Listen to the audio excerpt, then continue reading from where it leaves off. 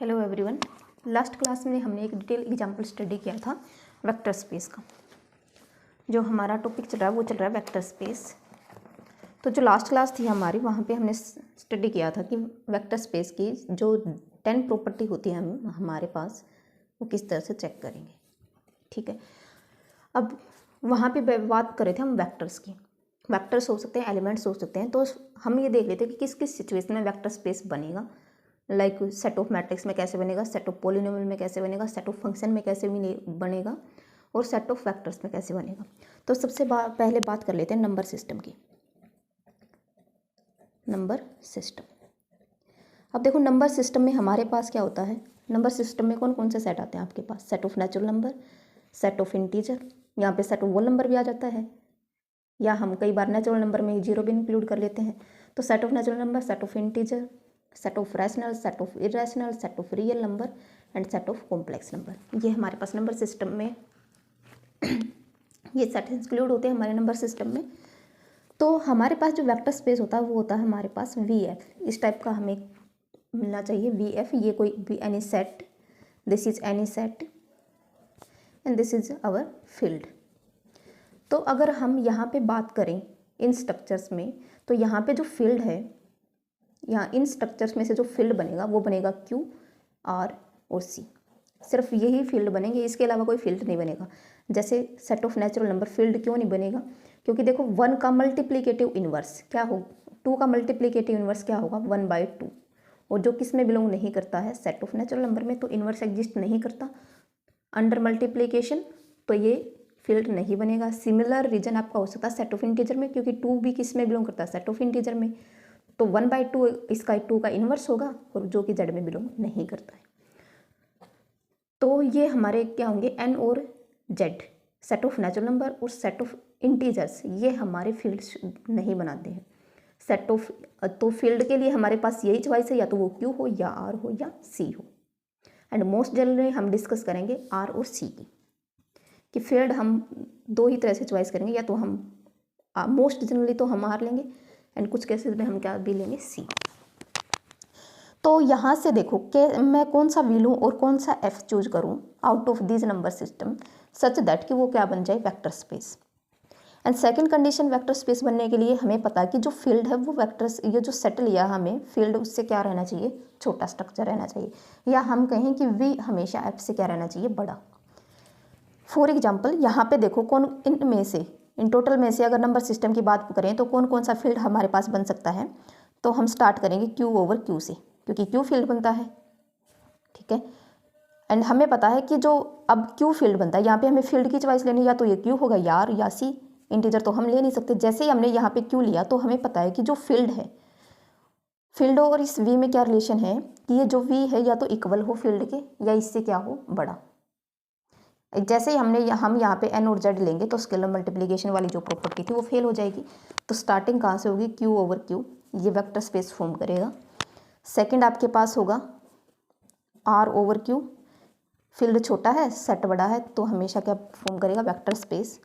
Third हमारे पास हो सकता है R over R, set of real number over set of field भी क्या है? सेट ऑफ रियल नंबर, तो ये भी हमेशा क्या करेगा? फील्ड फॉर्म करेगा। एंड फोर्थ हमारे पास होगा सी ओवर क्यू, एंड फिफ्थ हमारे पास होगा सी ओवर आर, एंड सिक्स्थ हमारे पास होगा सी ओवर सी। तो ये सभी आपके क्या फॉर्म करेंगे? वेक्टर स्पेस फॉर्म करेंगे। ठीक है, अब ये हमने किस प्रकार से लिखा है, किस तरह से लिखा है? फर्स्ट कंडीशन तो हमने ये यूज की है कि जो वेक्टर वी में और एफ में जो रिलेशन होता है वो मेंटेन करो सबसे पहले तो। एंड यहाँ पे हमें क्या लेनी है? फील्ड लेनी है। तो ये दो कंडीशन हमने लगाई है। तो इन ये भी जितने भी हमारे पास नंबर सिस्टम है उनमें से सिर्फ यही स्ट्रक्चर हमारे वेक्टर स्पेस फॉर्म करते हैं। ये हमारे क्या होंगे? Vector space. इनके अलावा हम कोई भी चेंज करने की अगर कोशिश करेंगे यहाँ पे तो वो वेक्टर स्पेस फॉर्म नहीं करेगा। फॉर एग्जाम्पल जैसे यहाँ पे आर ओवर आर है, अगर मैं लूँ आर ओवर सी, तो कौन सी कंडीशन फेल होगी? कि जो वेक्टर स्पेस है वो बड़ा स्ट्रक्चर है किससे? वी से, तो ये वेक्टर स्पेस फॉर्म नहीं करेगा। देखो इस सी में क्या होते हैं? A plus iota B type के elements, such that A comma B आपका क्या होता है? रियल नंबर, एंड जो आइटा होता है वो होता है आपका √-1। ये होता है सेट ऑफ कॉम्प्लेक्स नंबर। अब यहाँ से हमारे पास प्रॉपर्टी क्या होती है कि अल्फा आप किसका लो? फील्ड का, और एक एलिमेंट लो वी का। तो अल्फा इंटू वी हमारा किसका एलिमेंट आना चाहिए? वी का। तो यहाँ से अगर मैं अल्फा इजिकल टू आयटा लूँ जो किससे बिलोंग करेगा, सी से, क्योंकि सी फील्ड है, और यहाँ से मैं कोई भी एलिमेंट लूँ, फॉर एग्जाम्पल 2, तो 2 इंटू अल्फा करूँगी मैं, तो 2 इंटू आयटा, तो ये तो हमारा आर में बिलोंग नहीं करता। तो इस तरह से ये जो स्ट्रक्चर है ये वेक्टर स्पेस फॉर्म नहीं करेगा। तो नंबर सिस्टम की बात करें तो यही वो स्ट्रक्चर हैं जो हमेशा वेक्टर स्पेस फॉर्म करेंगे। इसके अलावा कोई भी स्ट्रक्चर अगर हम फॉर्म करने की कोशिश करेंगे तो वो वेक्टर स्पेस फॉर्म नहीं करेंगे। ठीक है, ये हमारे टोटल कितने हुए, 6 स्ट्रक्चर हुए जो वेक्टर स्पेस फॉर्म करते हैं अगर हम किसका यूज करें, नंबर सिस्टम का। सेकंड केस हमारे पास हो सकता है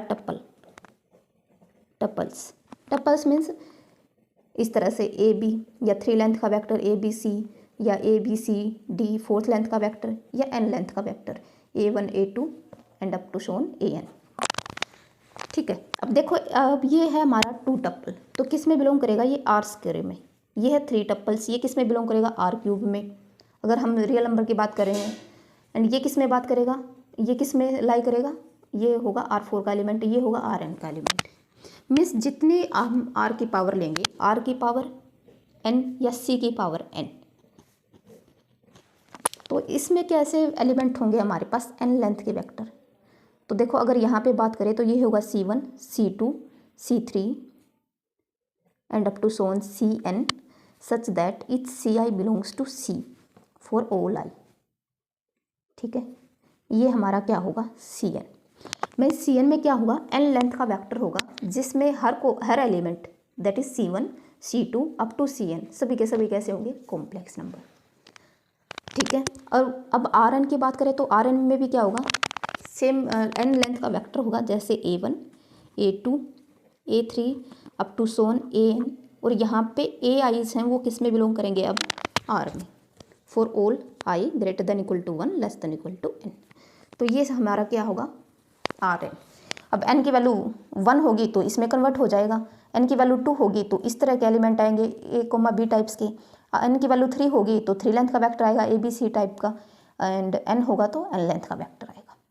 ठीक है, अब यहाँ देख लेते हैं कि अगर हम इस तरह का स्ट्रक्चर लें, टप्पल्स टाइप का, 2 टप्पल 3 टप्पल 4 टप्पल, तो वो किस सिचुएशन में वो वेक्टर स्पेस फॉर्म करेगा और किस में नहीं करेगा।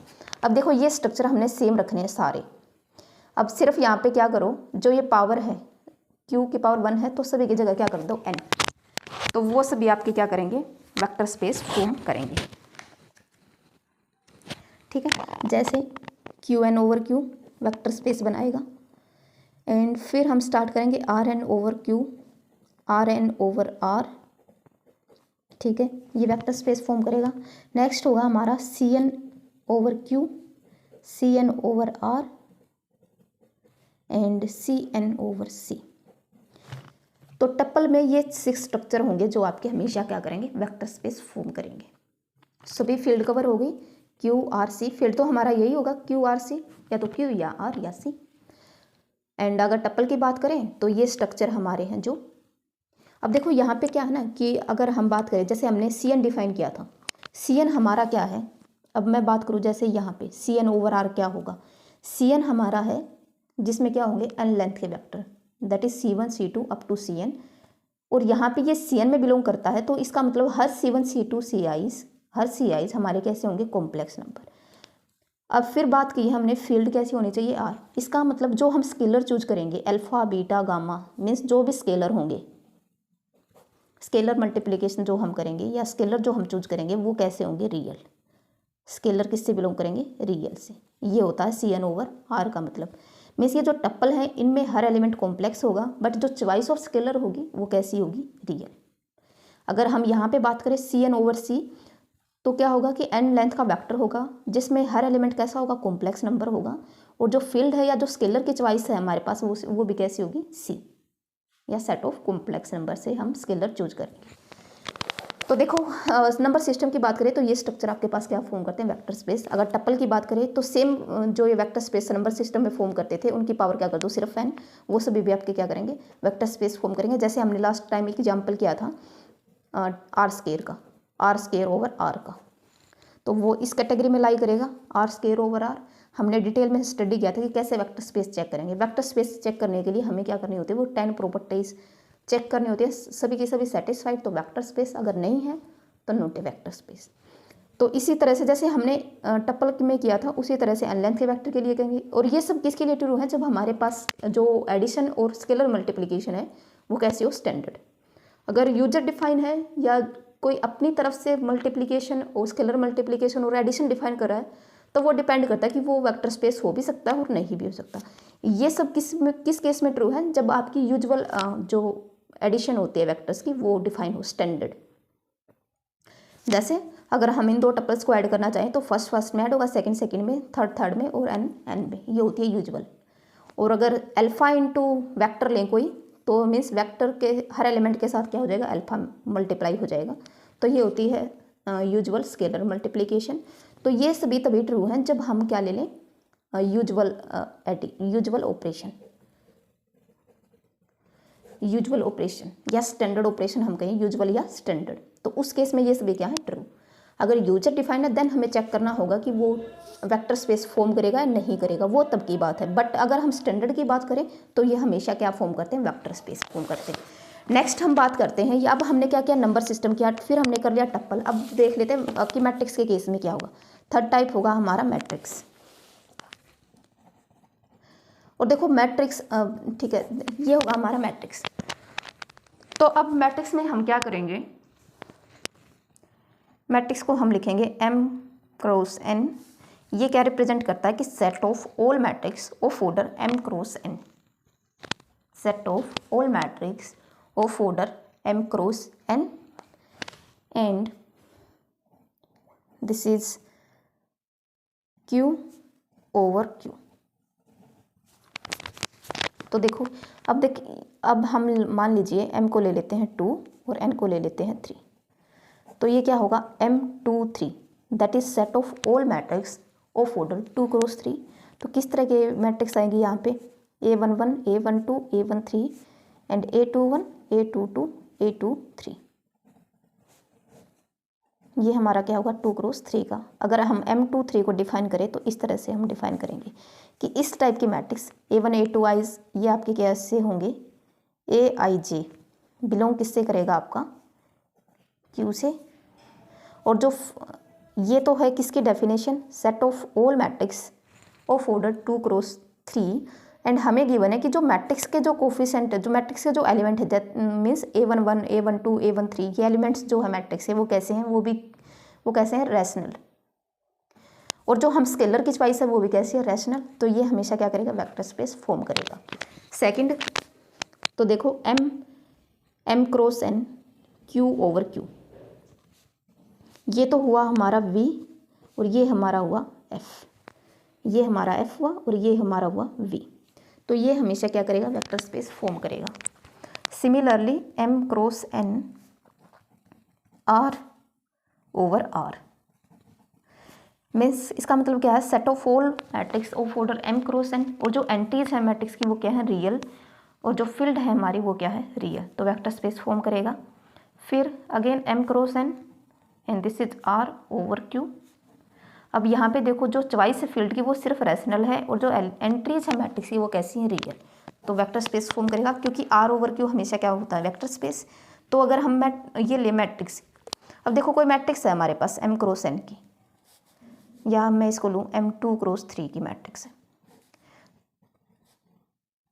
इस तरह से ये 2 क्रॉस 3 की मैट्रिक्स है। इसको वेक्टर फॉर्म में कैसे लिखेंगे, तो इसको वेक्टर फॉर्म में लिख लो, first column first row 0 1 0 and 0 2 3। अब देखो ये 2 क्रॉस 3 है तो टोटल कितना हुआ, 2 क्रॉस 3 कितना हो जाएगा, 6। तो कोई भी मैट्रिक्स है 2 क्रॉस 3 की, इट मीन्स वो क्या है, एक वेक्टर है। कितने कॉलम वेक्टर की फॉर्म में अगर हम उसे लिखे तो कितने कौन सा वेक्टर, किस ऑर्डर का वेक्टर है वो, 6 क्रॉस 1 का। मीन्स उस कितनी लेंथ का वेक्टर है, 6 लेंथ का वेक्टर है, ठीक है।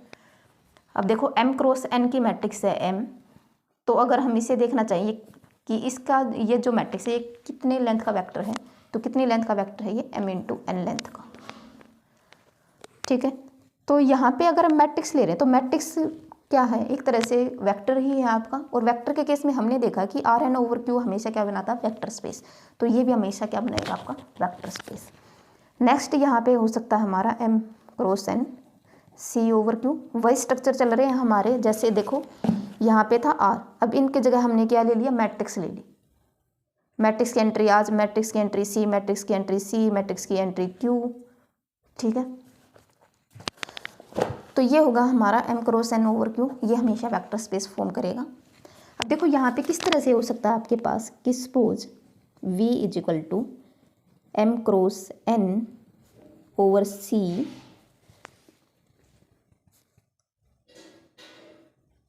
m cross n over c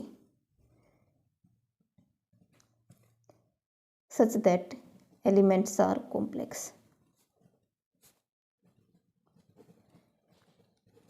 या हम इस तरह से लिखें, ये थोड़ा सा अजीब है, तो इस तरह से हम लिखें कि set of all matrix of order m cross n such that each ij belongs to c for all i greater than equal to m। क्योंकि देखो i क्या किसके लिए होता है, रो के लिए, और रो कितनी है हमारे पास m, तो रो के लिए i is equal to 1 to m and for j is equal to it is less than equal to n। तो ये हमारा है v। देखो इसमें से अगर हम बात करें तो इस स्ट्रक्चर को इस तरह से भी लिख सकते हैं मैथमेटिकल फॉर्म में कि set of all matrix of order m cross n such that entries of this matrix are complex. यही मतलब है इस बात का। और यहीं पे इसको अगर हमने सिंबॉलिक फॉर्म में लिखना तो इस तरह से लिख सकते हैं m cross n over c। अब हमारे पास क्वेश्चन कैसे आएगा कि let v with this structure means m, ये क्या है m cross n over c, यही तो है कि let v be the this structure and f that is field is the set of real number. Then first हमें जो define होते हैं, जो जैसे एडिशन का रूल डिफाइन होगा हमारे पास और स्केलर मल्टीप्लिकेशन का रूल डिफाइन होगा, तो ये सभी बातें हम किसके लिए यूज करें, स्टैंडर्ड के लिए। तो मैट्रिक्स में स्टैंडर्ड क्या होता है कि sum of two matrix is equal to a plus B and alpha into a is equal to alpha A, ठीक है। एंट्रीज वाइज एडिशन होगी और यहाँ पे क्या होगा, हर एलिमेंट के साथ क्या हो जाएगा, अल्फा मल्टीप्लाई। अगर इस तरह का ऑपरेशन है हमारे पास यूजुअल, इसको बोलते हैं स्टैंडर्ड, स्टैंडर्ड या usual operation under addition and under scalar multiplication. तो ये सभी जो हमने अभी तक डिस्कस किया स्ट्रक्चर, ये वेक्टर स्पेस फॉर्म करेंगे जब हमारे पास जो रूल है एडिशन का और स्केलर मल्टीप्लिकेशन का वो कैसा हो, स्टैंडर्ड। अगर यूजर डिफाइन है तो हमें चेक करने की जरूरत होगी, तो हम प्रॉपर्टी वाइज चेक करेंगे कि वो वेक्टर स्पेस फॉर्म भी करेगा या नहीं करेगा। तो देखो यहाँ पे अब नेक्स्ट स्ट्रक्चर क्या हो सकता है कि m cross n c over r and फिर हमारे पास क्या हो सकता है m cross n c over c। तो टोटल 6 स्ट्रक्चर यहाँ पे होगी हमारे पास 1 to 6। तो ये सभी क्या करेंगे, वेक्टर स्पेस फॉर्म करेंगे। नेक्स्ट हमारा आता है पोलिनोमियल का।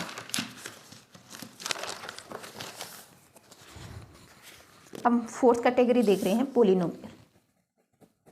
अब देखो मैंने आपको बताया कि कोई भी मैट्रिक्स है हमारे पास 2 क्रॉस 3 की, इसका मतलब वो मैट्रिक्स क्या है, एक वेक्टर है। This implies it is a vector means m2 cross 3 means A vector of length 6। Means कोई भी मैट्रिक्स है तो हम उसको किस फॉर्म में लिख सकते हैं, वेक्टर फॉर्म में। और वो वेक्टर कितनी लेंथ का बनेगा, मल्टीप्लाई कर देंगे इसको 2 को और 3 को, तो कितनी फॉर्म का बनेगा, कितनी लेंथ का बनेगा, 6 लेंथ का वेक्टर बनेगा। तो सिमिलरली हमारी जो नेक्स्ट कैटेगरी है फोर्थ पोलिनोमियल की, पोलिनोमियल्स क्या होते हैं हमारे पास, मान लीजिए px है। पोलिनोमियल में हमारे पास क्या होता है कि डिफाइंड डिग्री होनी चाहिए। मीन्स हर जो कोई भी अगर हम किसी भी चीज़ को ये करें कि वो पोलिनोमियल है तो उसके पास हमारे पास बोलने के लिए होना चाहिए कि उसकी डिग्री 3 है, 4 है, 5 है। ऐसा नहीं होना चाहिए कि ये पोलिनोमियल डिग्री पता ही नहीं क्या है, तो ऐसी चीज़ें तो पॉसिबल नहीं होती ना। तो देखो px हमारा किस टाइप का होता है, a0 plus a1x plus a2x square plus an x की पावर n। अब ये क्या है, पोलिनोमियल है ऑफ डिग्री n। तो अगर हम इसमें इनफाइनाइट टर्म ऐड करें तो डिग्री तो डिफाइन नहीं होगी ना। तो अगर पोलिनोमियल है तो फाइनाइट डिग्री होनी चाहिए, ठीक है। अब देखो अब हम डिस्कस करेंगे Pn। Pn क्या होगा? Pn को डिफाइन कर लेते हैं पहला। Pn is defined as set of all polynomial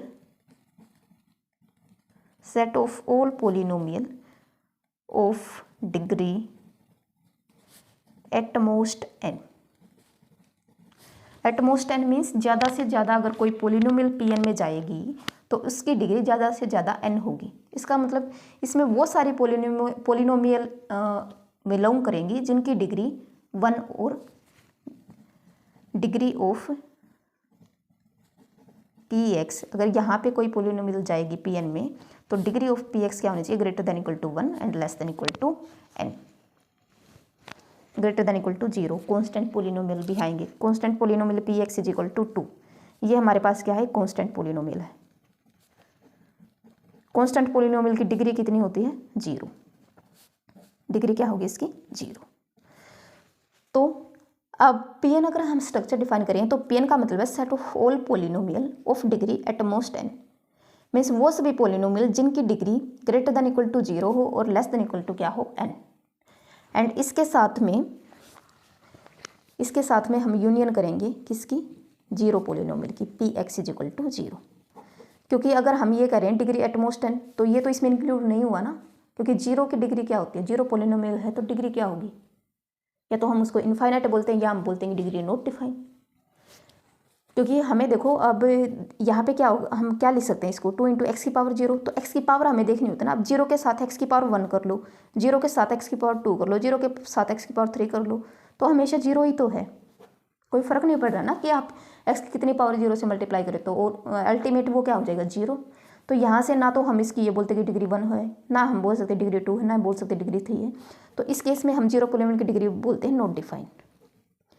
तो Pn हमने एक स्ट्रक्चर लेना जिसमें सेट ऑफ ऑल पोलिनोमियल हो of degree at most n and union लेनी है किसकी? 0 पोलिनोमियल की। तो ये होगा हमारा कंप्लीट Pn सेट। अब हम देखेंगे कि Pn सेट है तो वो किस किस टाइप में हमारा वेक्टर स्पेस फॉर्म करेगा। तो देखो फर्स्ट स्ट्रक्चर है हमारा Pn Q ओवर Q। ठीक है। अब ये क्या है? सेट ऑफ यही पोलिनोमियल है, set of all polynomial of degree at most n union with 0 and coefficient means जो a0 a1 a2 an है वो कैसे हैं? रैशनल। एंड जो स्केलर की चॉइस है वो भी कैसी है? रैशनल। तो ये क्या फॉर्म करेगा? Vector space. सेकंड कि set of all polynomial of degree at most n and coefficients are real over Q। अब देखो यहाँ पे ये स्ट्रक्चर किस टाइप का होगा? Pn ओवर R अगर हम डिफाइन करना चाहें तो ये होगा कि इसमें जो इस टाइप के एलिमेंट आएंगे a0 a1 x1 plus a2 x square up to an x की power n such that a0 a1 and up to an belongs to R and union क्या लेंगे? 0। तो ये है हमारा Pn ओवर R। ठीक है। देखो set of all polynomial of degree n की वैल्यू 1 लेंगे तो ये इसमें सारी पोलिनोमियल 1 डिग्री की आ जाएंगी, 2 डिग्री की आ जाएंगी, 3 डिग्री की आ जाएंगी। ठीक है। एंड जो कोफिशिएंट हैं यहाँ पे a0 a1 a2 ai ये कैसे हैं? रियल। एंड अब जो स्केलर की चॉइस है यहाँ पे वो कैसी है? Rational. This is our field. Means जो हम ये जैसे अल्फा इंटू Px अगर हम करेंगे तो ये अल्फा की चॉइस क्या रहेगी? रैशनल। और Px हमारा रहेगा पोलिनोमियल जो किससे बिलोंग करेगा? Pn ओवर R से। अब ये Pn के यहाँ पे ये V है, कंप्लीट V Pn। अब set of all polynomial of degree n तो कोफिशिएंट भी तो हमें पता होना चाहिए कि रियल कोफिशिएंट का पोलिनोमियल है, रैशनल कोफिशिएंट का पोलिनोमियल है या कॉम्प्लेक्स कोफिशिएंट का पोलिनोमियल है। तो ये Pn over something R Q C ये हमारा कंप्लीट क्या है? V। ये कंप्लीट V है। अब फिर हम बात करेंगे कि ओवर किस फील्ड? Over which field? तो over Q over R over C कौन सी फील्ड हम चूज करेंगे? तो वो यहाँ पे जो स्ट्रक्चर होगा वो रिप्रेजेंट करेगा फील्ड को। तो ये हमें आपकी क्या बनाएगी? फील्ड। नेक्स्ट स्ट्रक्चर होगा हमारा Pn R over R that is set of all polynomial of degree n union with 0 coefficient real से बिलोंग करेंगे एंड फील्ड भी कैसी होगी? रियल। तो वेक्टर स्पेस फॉर्म करेगा। यहाँ पे अगर स्टैंडर्ड की बात करें तो P1 x plus P2 x हमारा क्या होगा P1x प्लस P2x, ठीक है। एंड अल्फा इंटू P1x हमारा अब क्या हो जाएगा P1 अल्फा एक्स। तो ये हो गया हमारी स्टैंडर्ड।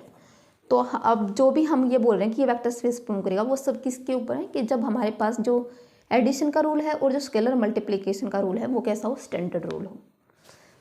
नेक्स्ट स्ट्रक्चर क्या हो सकता है, Pn C over R, Pn C over Q and Pn C over C। सी तो क्लोज स्ट्रक्चर होता है ना, इसके बाद तो हमें फर्दर नीड ही नहीं है नंबर सिस्टम को एक्सटेंड करने की। तो ये हमारा सबसे बड़ा स्ट्रक्चर है सी। तो पॉलिनोमियल इस केस में हमारे पास क्या बनाएंगे, वेक्टर स्पेस। एंड फिर से मैं रिपीट कर रही हूँ कि ये सभी जो हम ये बोल रहे हैं कि वेक्टर स्पेस बनाएंगे, तो ये सभी तभी वैलिड है जब आपकी जो एडिशन का रूल है और जो स्केलर मल्टीप्लिकेशन का रूल है वो आपका कैसा, स्टैंडर्ड रूल है। अगर यूजर डिफाइन है तो वो फिर तब की बात है, वो हम फिर चेक करेंगे। एंड समटाइम्स एक कैटेगरी और होगी कि V is set of all function, set of all continuous function दे दे, डिफरेंशिएबल फंक्शन दे दे, इंटीग्रेबल फंक्शन दे दे, तो वो सभी एक कैटेगरी बनेगी V की, सेट ऑफ फंक्शंस। तो यहाँ पे V हमारा हो सकता है सेट ऑफ ऑल, यहाँ पे प्रॉपर्टी आएगी कोई भी, जैसे प्रॉपर्टी कंटिन्यूटी की आ गई, डिफरेंशिएबिलिटी की आ गई, इंटीग्रेशन की आ गई, तो वो सभी क्या होंगे, वो प्रॉपर्टी पे डिफाइन करेगा। Set of all continuous function अगर हम बात करें, set of all continuous function,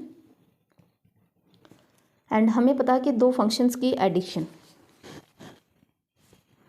f1 plus f2x, ये हमारी स्टैंडर्ड रहेगी f1x plus f2x। and sum of two continuous function is again a continuous function and scalar multiplication of a continuous function is again a continuous function। तो ये हमारी हो जाएगी alpha f1 into x, ये हो जाएगा हमारा अल्फा ऑफ f1x। तो ये है हमारी स्टैंडर्ड नोटेशन। इस तरह का भी आपको मिल सकता है कि set of all continuous function and over R over Q over C, set of all differentiable function set over R over Q over C. Then हमें ये अगर हमारे एडिशन का रूल है और ये मल्टीप्लिकेशन का रूल है, स्केलर मल्टीप्लिकेशन का, तो क्या करेगा, वेक्टर स्पेस फॉर्म करेगा। तो ये थे हमारे वेक्टर स्पेस। अगर ये वैसे काफ़ी लेंथी है कि आप हर एक को अगर ये चेक करो कि ये वेक्टर स्पेस फॉर्म करेगा, तो हर एक के लिए आपको 10 प्रॉपर्टी चेक करनी। तो आप इनमें से रैंडमली कोई भी उठा लो और एक एक दो का प्रूफ करके देख लेना कि वो वेक्टर स्पेस फॉर्म करेंगे या नहीं। और जो आपको एडिशन लेना है और जो स्केलर मल्टीप्लिकेशन लेना है वो लेना है आपका स्टैंडर्ड। तो ये हमेशा आपके क्या करेंगे, वेक्टर स्पेस फॉर्म करेंगे। जैसे मैंने आपका टप्पल का एग्जाम्पल, डिटेल एग्जाम्पल हमने किया था क्लास में, उसी तरह से सभी आपके ये काम करेंगे। क्योंकि मैट्रिक्स जो होती है ना, वो भी एक तरह से आपका वेक्टर है। अगर m क्रॉस n की मैट्रिक्स है तो वो वेक्टर है m इंटू n लेंथ का। एंड सिमिलरली यहाँ पे देखो px, अगर हमारे पास कोई पोलिनोमियल है n डिग्री का, तो उसको भी हम वेक्टर फॉर्म में लिख सकते हैं। मान लीजिए px है हमारे पास a0 a1x plus a2x square and up to shown an xn, ये है हमारे पास एक पोलिनोमियल। अब देखो इसको वेक्टर फॉर्म, इसको वेक्टर के फॉर्म में लिखेंगे तो इसको वेक्टर किस तरह से लिख सकते हैं, a0 then a1 then a2 and up to shown an।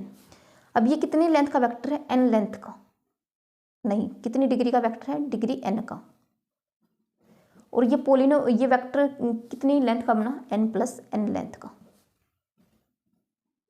तो कोई भी पोलिनोमियल है n डिग्री का, तो वो कुछ नहीं बट एक वेक्टर है कितनी लेंथ का, n प्लस 1 लेंथ का।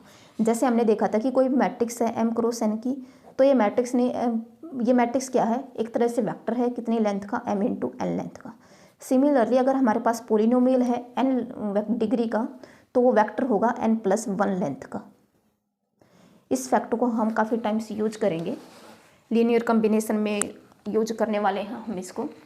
नेक्स्ट हमारा लीनियर ट्रांसफॉर्मेशन आएगा तो भी हम इसको यूज करेंगे। बेसिस डायमेंशन में भी इस फैक्ट का यूज होगा कि कोई भी मैट्रिक्स है तो वो क्या है, एक वेक्टर है m इंटू n लेंथ का। कोई पोलिनोमियल है डिग्री n का, तो वो वेक्टर है n प्लस 1 लेंथ का। और इस तरह से रिप्रेजेंटेशन होगी। ये अगर n लेंथ का वेक्टर है तो इसके कोफिशिएंट उठा के एक वेक्टर बना दो। देखो यहाँ पे है हमारे पास 1 डिग्री। 1 से n तक अगर हम काउंट करें तो A1 से लेके n तक n वेक्टर n जो एलिमेंट हो गए वो तो यहाँ से आ गए। एक हमारे पास कोफिशिएंट बच गया, तो कितने हो गए टोटल n+1। तो ये वेक्टर कितने लेंथ का बन जाएगा, n+1 लेंथ का। नेक्स्ट हमारे पास आता है सबस्पेस। नेक्स्ट है हमारे पास सबस्पेस। तो सबस्पेस सबसे पहले तो डेफिनेशन की अगर हम बात करें, डेफिनेशन क्या बोलती है कि लेट W बी एनी, अगर हमारे पास V/F ये क्या है, वेक्टर स्पेस। हम मान के चल रहे हैं कि V/F एक वेक्टर स्पेस है, तो सबस्पेस की डेफिनेशन क्या होगी, let W be any subset of V। मीन्स W में क्या है, कुछ एलिमेंट हैं किसके, V के, मीन्स ये सबसेट है V का। यहाँ पे V हमारा कोई भी सेट होता था तो उसका हमने सबसेट ले लिया W का। W let W be a subset of V, then W is called subspace. यहाँ पे सबसेट है और यहाँ पे हम बात करें सबस्पेस की, तो then W is called subspace of V if W is itself a vector space, कि W भी अपने आप में क्या हो, एक वेक्टर स्पेस हो ओवर द सेम फील्ड, जिस फील्ड के लिए V/F हमारा वेक्टर स्पेस बना था, उसी फील्ड के लिए W भी आपका क्या बने, एक वेक्टर स्पेस बने सेम फील्ड पे एंड अंडर सेम ऑपरेशन। तो W को हम क्या बोलेंगे, वो क्या है हमारा सबस्पेस। मीन्स कोई भी सबसेट है V का, उसको सबस्पेस बोलेंगे V का अगर ये W क्या हो, अपने आप में एक वेक्टर स्पेस हो और जो फील्ड है वो सेम रहनी चाहिए, जो ऑपरेशन है वो भी सेम रहने चाहिए जैसे V/F में थे। तो ये W हमारा क्या बन जाता है, वेक्टर स्पेस, सबस्पेस किसका, V का।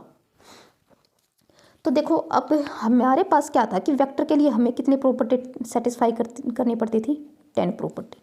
वेक्टर स्पेस चेक करने के लिए वो तो फिक्स है कि आपको 10 प्रॉपर्टी चेक करनी है, बट अगर हमें सबस्पेस चेक करना तो वो काफ़ी ईजी हो जाता है सबस्पेस चेक करना। अब डेफिनेशन तो क्या बोलते हैं कि सबस्पेस चेक करने के लिए वो W भी आपका क्या होना चाहिए, वेक्टर स्पेस ही होना चाहिए, मीन्स उसके पास 10 प्रॉपर्टी होनी चाहिए। बट हमारे पास एक थ्योरम है कि थ्योरम क्या है, if W be a subset of V, then W is called subspace, क्या लिखा गया ये, then W is called subspace of V if first condition, if W is closed under addition। closed under addition means कि कोई भी दो element आप W के उठाओ, W1 comma W2 belongs W, then W1 plus W2 ये भी किस में होना चाहिए, W में। सेकेंड कंडीशन क्या होनी चाहिए, and W is closed under scalar multiplication.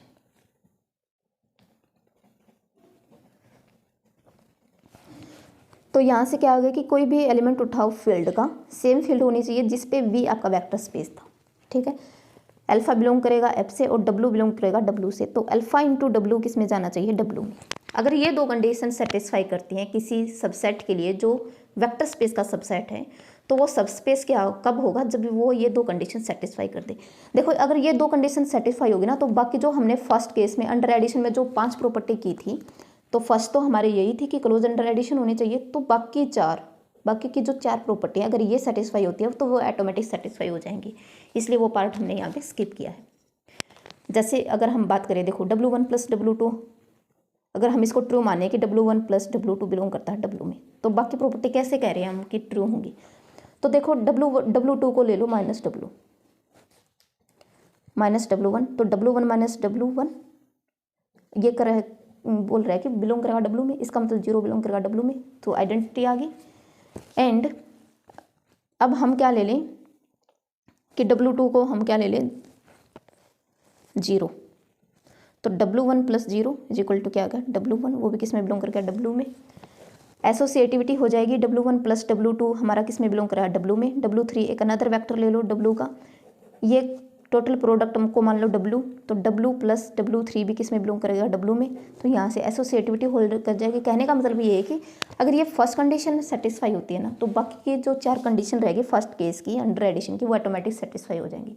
Similarly यहाँ पे कि अगर ये एक कंडीशन सेटिस्फाई हुई तो बाकी जो स्केलर मल्टीप्लिकेशन की कंडीशन थी वेक्टर स्पेस में वो ऑटोमेटिक सेटिस्फाई हो जाएंगी। तो सिर्फ वेक्टर अगर हमें सब स्पेस चेक करना है किसी सबसेट को, तो सिर्फ हम ये 2 प्रॉपर्टी चेक करेंगे कि क्या वो क्लोज अंडर एडिशन है और क्लोज अंडर स्केलर मल्टीप्लिकेशन है। अगर ये दोनों प्रॉपर्टी सेटिस्फाई होती हैं तो वो क्या होगा, हम डायरेक्ट बोलेंगे कि वो क्या होगा, सब स्पेस। फॉर एग्जाम्पल देखो, सबसे पहले कुछ एग्जाम्पल कर लेते हैं कि सब स्पेस किस केस में हम बोलेंगे। तो ये क्लियर है कि किसी भी सबसेट को हमें सब स्पेस चेक करना है, इट मीन्स हमें सिर्फ 2 कंडीशन चेक करनी है। First close under addition and second is close under scalar multiplication. तो एग्जाम्पल की अगर हम बात करें तो देखो हमें क्या करना है कि लेट R³ ओवर R, ये हमारे पास क्या है, वेक्टर स्पेस गिवन है। ये वेक्टर स्पेस हमें गिवन है कि ये क्या है, वेक्टर स्पेस है। तो अब हमें क्या होगा कि इसके कुछ सबसेट हमें गिवन होंगे, देन वो हमें चेक करने की सब स्पेस फॉर्म करेंगे या नहीं करेंगे। तो फर्स्ट एग्जांपल है हमारा, फर्स्ट केस है आपका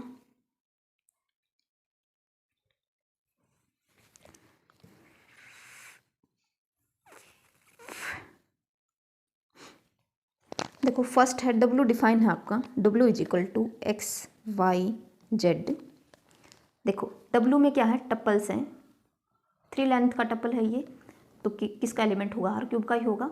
तो W में वो सारे टप्पल्स हैं XYZ फॉर्म के, such that 3x plus y minus z equals to क्या रहे, 0। एंड ऑफ कोर्स XYZ कहाँ से आ रहे हैं, हमारे R से। तो देखो इसमें W में क्या लिया हमने, वो सभी टप्पल लिए जो इस कंडीशन को सेटिस्फाई करें। अब हमें चेक करना है क्या ये W सबस्पेस होगा।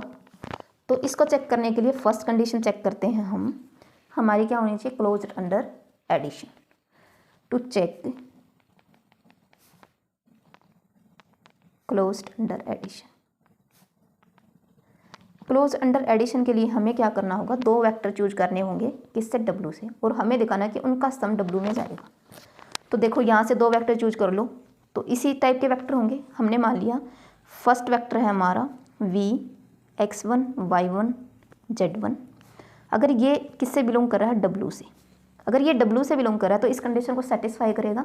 This implies 3x1 plus y1 minus z1 equal to 0, क्योंकि ये जो एलिमेंट हमने चूज किया ये W का है, और W में वो सभी एलिमेंट है जो इस कंडीशन को सेटिस्फाई करते हैं। तो ये W का एलिमेंट है तो इस कंडीशन को सेटिस्फाई करेगा, तो हमने लिख दिया कि ये इस कंडीशन को सेटिस्फाई करेगा, that is 3x1 plus y1 minus z1 is equal to 0। Similarly we choose a second vector W2 of the same same type x2 y2 z2। ये किससे बिलोंग करेगा, W से। अगर W से बिलोंग कर रहा है तो फिर से वही कंडीशन को सेटिस्फाई करेगा, 3x2 plus y2 minus z2 equals to 0। अब हमें इसको क्लोज अंडर एडिशन दिखाने के लिए हमें क्या दिखाना है कि V प्लस W अगर हम लें तो वो क्या करें, W में ही बिलोंग करें। अगर V प्लस W में बिलोंग करेगा तो इस कंडीशन को सेटिस्फाई करना चाहिए, तो वही अब हम शो करेंगे। So consider V plus W। अब देखो V है हमारा x1 y1 z1 plus W है हमारा x2 y2 z2। अब देखो यहाँ पे इस अगर हम इनका सम करें तो हमें क्या मिलेगा, x1 x2 y1 plus y2 and this is our z1 plus z2। ठीक है, तो ये हमारा सम आ गया वेक्टर्स का। अब हमने इस सम को किस में दिखाना, W में। अगर हम इसको W में दिखाना चाह रहे हैं तो हमें क्या दिखाना होगा कि ये जो सम आया, ये जो सम है ये इस कंडीशन को सेटिस्फाई करेगा। इसका मतलब हमें क्या चेक करना है, 3 first vector x1 plus x2 and plus second vector y1 plus y2, क्योंकि सम का सेकेंड एलिमेंट क्या है, y1 plus y2, and then minus third element Z1 plus Z2। अब हमें दिखाना है कि ये 0 है या नहीं। तो देखो यहाँ से क्या करो, 3x1 plus 3x2 plus y1 plus y2, और यहाँ से हमारे पास क्या हो जाएगा -Z1 माइनस Z2। अब देखो यहाँ पे इसको अलग अलग कर लो, 3x1 plus y1 minus Z1, 3x2 plus y2 minus Z2। अब देखो, अब ये कंडीशन हमें पता है कि ऑलरेडी सेटिस्फाइड है, क्योंकि ये v है और ये v हमारा x1 y1 z1, ये w से हमने लिया था। अगर w से लिया था ये कंडीशन सेटिस्फाई करेगा, तो ये हमारा ये जो वाली टर्म है ये यही तो है, तो इसकी वैल्यू कितनी है 0। तो 0 प्लस सेकेंड कंडीशन ये है, 0 प्लस 0 इज इक्वल टू 0। तो ये जो कंडीशन आई मीन्स ये जो सम है इस कंडीशन को सेटिस्फाई करता है। तो यहाँ से हम बोलेंगे कि v प्लस डब्लू बिलोंग करेगा किससे, w से। सो जो कंडीशन थी फर्स्ट वो क्या हुई, वेरीफाई, होल्ड करती है। सेकंड कंडीशन हमें क्या करना है कि क्लोज्ड अंडर स्केलर मल्टीप्लिकेशन। तो अल्फा हमने चूज किया किससे, फील्ड से, और फील्ड हमारे क्या गिवन है, is a vector space over R. तो फील्ड हमारे क्या गिवन है, आर। तो अल्फा हमने चूज किया आर से, एक w एलिमेंट लिया हमने w से। अगर w से है तो मान लीजिए वो xyz है और w से बिलोंग करता है, तो इसका मतलब कंडीशन सेटिस्फाई होगी 3x plus Y minus Z equal to 0। अब हमें चेक करना कि अल्फा इंटू डब्लू क्या सेम कंडीशन को सेटिस्फाई करेगा। तो अल्फा इंटू डब्लू हमारा क्या हो जाएगा, alpha x alpha y alpha z। अब हम चेक करेंगे कि इस टाइप की कंडीशन क्या ये सेटिस्फाई करता है। तो 3 alpha x plus alpha y minus alpha z, तो यहाँ से अल्फा कॉमन आ जाएगा, ये हो जाएगा 3x plus Y minus Z. तो ये चीज़ हमारी क्या है 0, अल्फा इंटू 0 क्या आ गया 0। तो इसका मतलब क्या होगा कि अल्फा इंटू डब्लू किससे बिलोंग कर गया, डब्लू से। तो दोनों कंडीशन सेटिस्फाई हुई हमारी क्लोज अंडर एडिशन की भी और क्लोज अंडर स्केलर मल्टीप्लिकेशन की भी। तो इसका मतलब ये डब्लू क्या है, वेक्टर स्पेस, ये क्या है हमारा सब स्पेस। तो यहाँ से हम क्या लिखेंगे, W is a subspace of R cube over R. ठीक है। अगर नेक्स्ट एग्जाम्पल हम देखें, मैट्रिक्स का देख लेते हैं एक एग्जाम्पल है आपके पास। सेकंड एग्जाम्पल है जो हमें v गिवन है, वो है set of all matrices over C।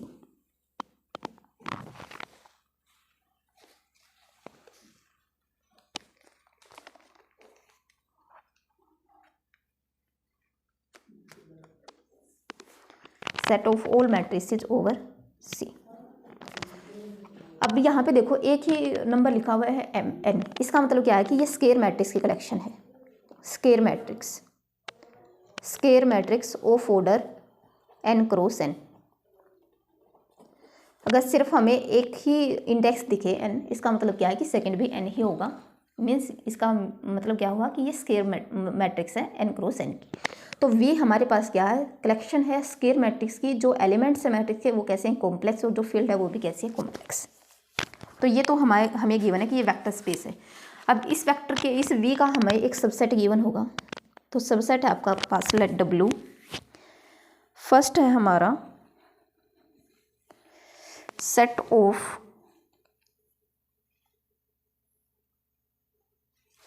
w है हमारा set of all symmetric matrix,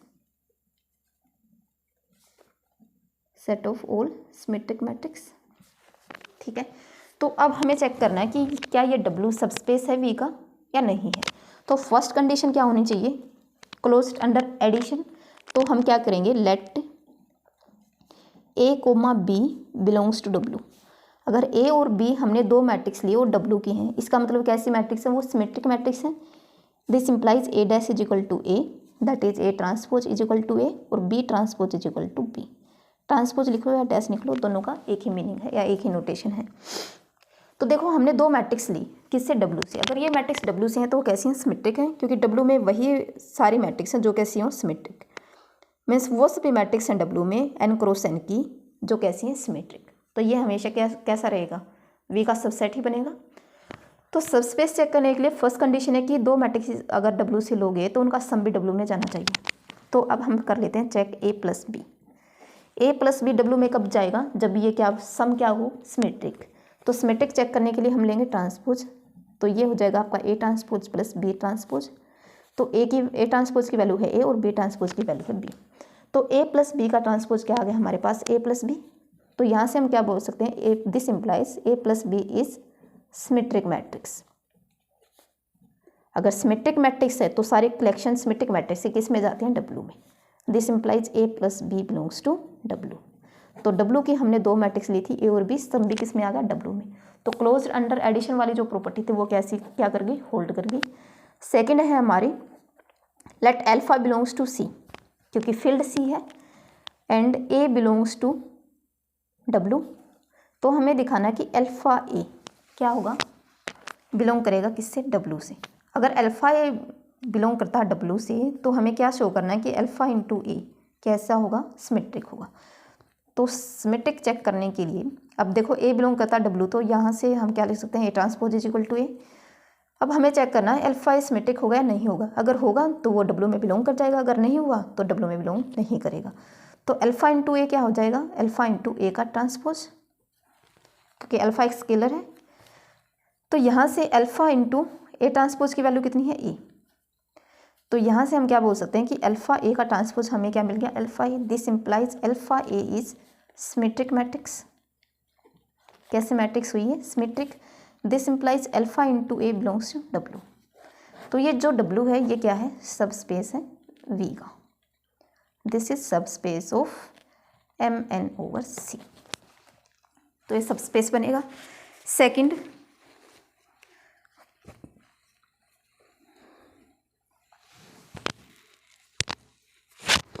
देखो सेकंड हमारे पास क्या हो सकता है कि डब्ल्यू हमें गिवन है matrix of N, means square matrix of order N cross N. So it can be 2 cross 2, it can be 3 cross 3, it can be 4 cross 4। तो हम एन को यहाँ पे फिक्स कर लो 2, कि जो वी है वो है हमारा m2 cross C over R, कि set of all 2 cross 2 matrix of complex entries over the field of complex number. तो अब हम क्या करेंगे, डब्ल्यू एक सबसेट बनाएंगे किसका, वी का। और डब्ल्यू में क्या लिया हमने, set of matrix A2, set of 2 cross 2 matrix such that determinant of A equals to 0। तो अब हम इन्हें यहाँ से क्या ले लिया, डब्ल्यू ले लिया। अब हम ये चेक करना है कि सब स्पेस बनेगा नहीं बनेगा। तो फर्स्ट कंडीशन वही कि क्लोज्ड अंडर क्या होना चाहिए, एडिशन, कि we have to choose 2 matrix A comma B belongs to W. अब देखो अगर ए कोमा बी डब्ल्यू से बिलोंग करती है तो डब्ल्यू के पास क्या प्रॉपर्टी है कि डिटरमिनेंट 0 होगा, determinant of A is equal to 0, determinant of B is equal to 0। हमें क्या चेक करना, सम। तो हमें देखना कि अगर इन दो मैट्रिक्स का, ऐसे दो मैट्रिक्स जिनका डिटरमिनेंट 0 हो, क्या सम का डिटरमिनेंट 0 होगा। तो देखो अगर ए हमारे पास है, दिस इज 1 0 0, तो डिटरमिनेंट यहाँ से क्या आ जाएगा इस मैट्रिक्स का, 0। तो इसका मतलब ये ए किस में बिलोंग कर गया, डब्ल्यू में। देन एक मैट्रिक्स चूज करो 0 0 1, डिटरमिनेंट क्या है बी का, वो भी क्या है 0, बिलोंग कर गया डब्ल्यू में। बट जैसे ही हम इन दो मैट्रिक्स का सम लेंगे ए प्लस बी, तो वो हमारे पास क्या आएगा, 1 0 0 1। तो यहाँ से जो डिटरमिनेंट आया ए प्लस बी का वो क्या आएगा, 1 इज नॉट इक्वल टू 0। तो this implies A plus B does not belongs to W. तो क्लोज अंडर एडिशन वाली प्रॉपर्टी सेटिस्फाई नहीं हुई यहाँ पे। तो ये जो डब्ल्यू है ये क्या है, सब स्पेस नहीं है वी का। तो इस तरह से हम चेक करते हैं। सेकंड, अगर हमारे पास देखो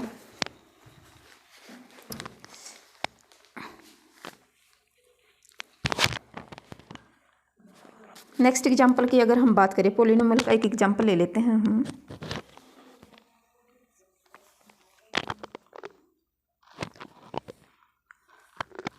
वी जो है हमारा वो है set of all polynomial of coefficient from R over R.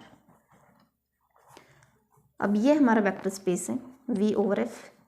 तो इसका हमें एक सेट गिवन है डब्ल्यू, सबसेट पी एन का, जिसमें क्या है कि पॉलिनोमियल्स हैं सारे, पी एक्स टाइप के पॉलिनोमियल हैं।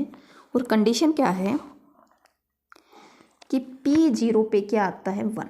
ये कंडीशन गिवन है। हमें चेक करना है क्या ये सबस्पेस बनेगा या नहीं बनेगा।